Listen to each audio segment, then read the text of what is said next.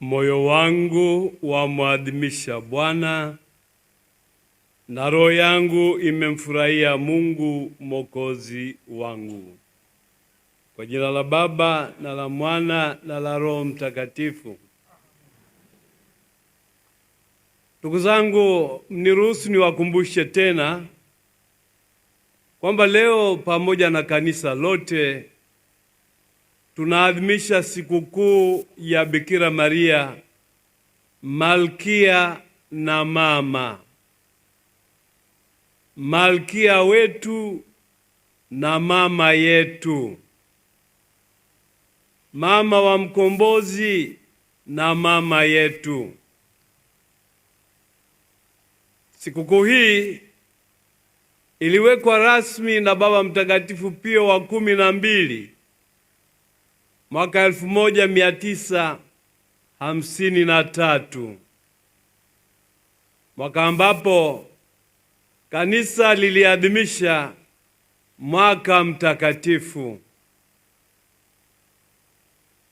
Namshukuru Baba Mtakatifu Pio wa 12 kwa maono hayo ambayo yalienzi jadi ya kale, kwani Bikira Maria ameheshimiwa kama malkia na mama kuanzia karne za awali.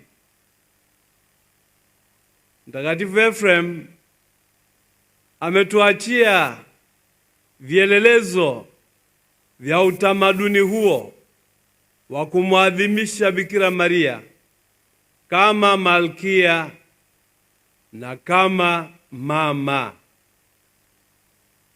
Nawatakieni heri ya sikukuu.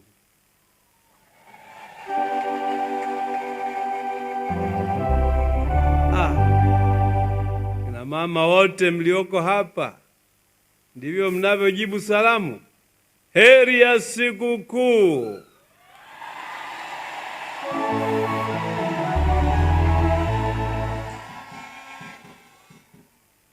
Sasa hebu tufuatilie kidogo chimbuko na umaana wa sikukuu hii. Katika somo letu la kwanza la leo tumesikia juu ya ujio wa yule ambaye ni Masiha.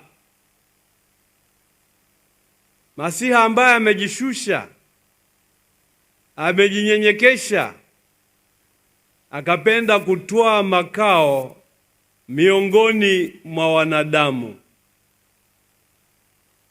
Masiha ambaye ametoa mwili na kukaa kwetu. Huyo sio mwingine bali ni Yesu Kristo, mwana wa Mungu, ambaye kwa kutupenda alijishusha, alijinyenyekesha, akawa mdogo kuliko wote, kusudi atuinue,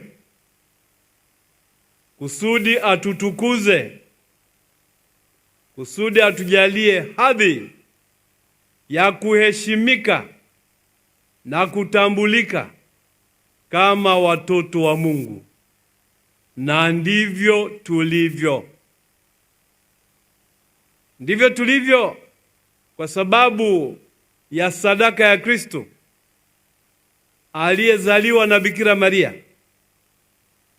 aliyeteswa, akafa na kufufuka, akawa Bwana na mtukufu. Kwa hiyo kwa mastahili yake sisi pia ni watoto wa Mungu. Kwa mastahili yake sisi pia ni wateule wa Mungu. Kwa mastahili yake tumeheshimishwa. Lakini huyu aliyejishusha akawa mdogo kuliko wote, akafanana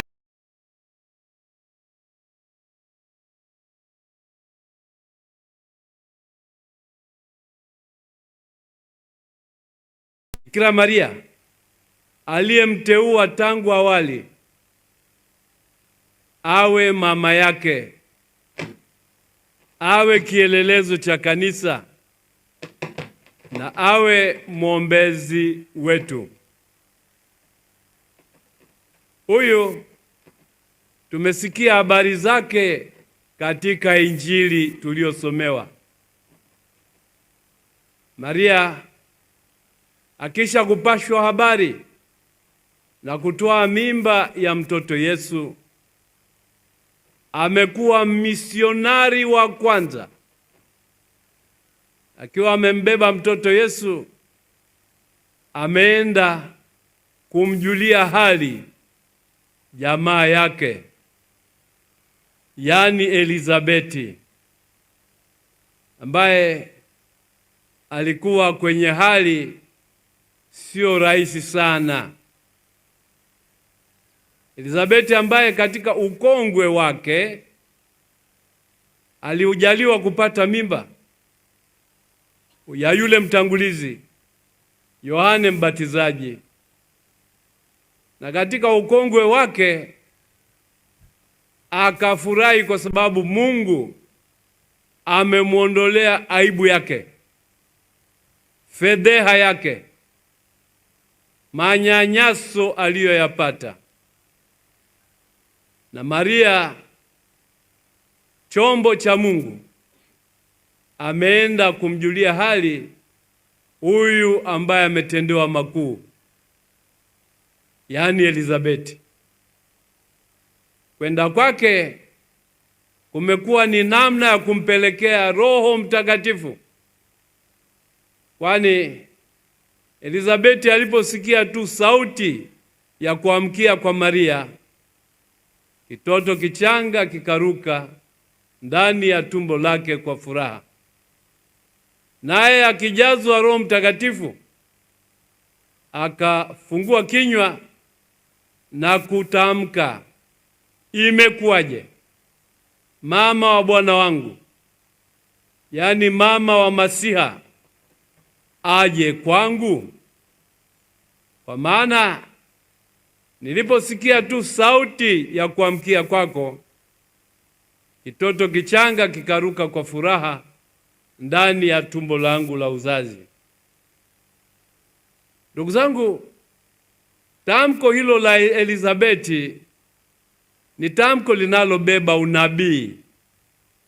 Ni tamko linalomtambua Maria kama kiumbe wa pekee, linalomtambua Maria kama chombo cha wokovu, linalomuungama Maria kama mama wa mkombozi, mama wa kanisa na mama yetu.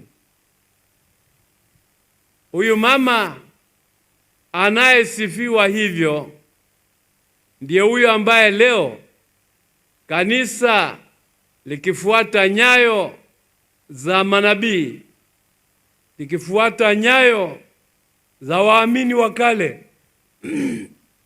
linamwimba na kumtukuza Mungu, likimtambua kama mama wa kanisa na malkia wetu. Ndio maana hali fulani katika mahubiri haya nimewatakieni heri ya sikukuu, kwa sababu huyu mama ni mwombezi wetu, ni mtetezi wetu, ni kielelezo chetu, ni mama wa Mungu na ni malkia wetu. Tumwombe Mungu atujalie kumpenda na kumpa nafasi ya pekee huyu mama Bikira Maria katika maisha, uwajibikaji na safari yetu, na hivyo atuombee na kutusindikiza salama katika makao yetu mbinguni. Ndugu zangu, na hasa ninyi mama zetu, ninaomba niwaase ninyi mnaitwa kufuata nyayo za Mama Bikira Maria, mkiwa walinzi wa uhai, mkiwa wajenzi wa familia, mkiwa wainjilishaji wa kwanza, mkiwa watetezi na wasitawishaji wa kanisa katika awamu zote za uwepo wake. Kwa hiyo ninawaomba na kuwaasa kila mama ajiheshimu, kila mama ajipange vizuri, ili utume mtakatifu mliopewa wa kulelea uhai, wa kutetea uhai, na pia wa kurithisha imani uweze ukatekelezwa kwa namna ambayo ina heshima na tija. Kina mama, hata mara moja msiutazame uwepo na uwajibikaji wenu kwa namna ambayo ni ya kubabaisha. Naomba niwaambie kwa msisitizo, uwepo wenu unaakisi uhai wa kanisa.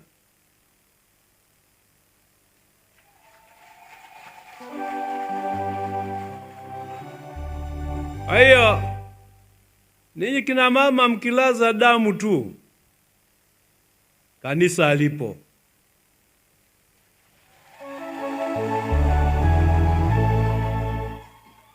Si huwa mnaona kwenye parokia zenu wanaume wanaweza wakaburuza miguu, wakapotea, lakini ninyi mkiwepo kanisa linarindima eti.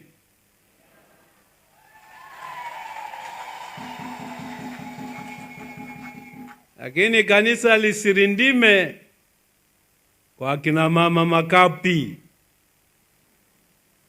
lirindime kwa kina mama safi, kina mama imara, kina mama wanyofu, kina mama wenye uthubutu, kina mama vielelezo kama Mama Bikira Maria, mama na malkia.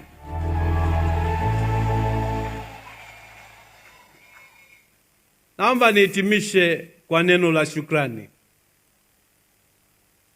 Leo mama zetu, ni siku yenu, siku yenu ya hija hapa Visiga, lakini pia nadhani siku yenu ya mapumziko eti.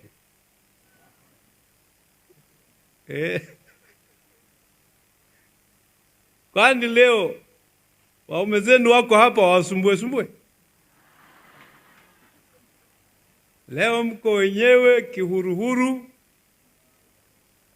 mnamtukuza Mungu na kuujenga ufalme wake.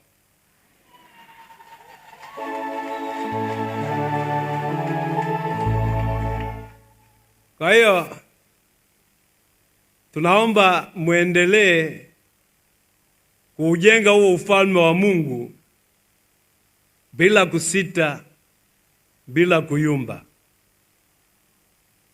Na hapa mmekuja kuujenga ufalme wa Mungu kwa kusaidia kuchangia malezi katika seminari hii. Mmetoa majitoleo yenu dekania 14. Hizo 2 zilizobaki zimeshakatiwa Bagamoyo, au bado ni za kwangu? Za kwangu nitakula na dekano sahani moja. Haya majitoleo mliotoa kwa ajili ya kusaidia seminari hii itekeleze kazi ya kulea miito Namwomba Mungu awarudishie mara 100.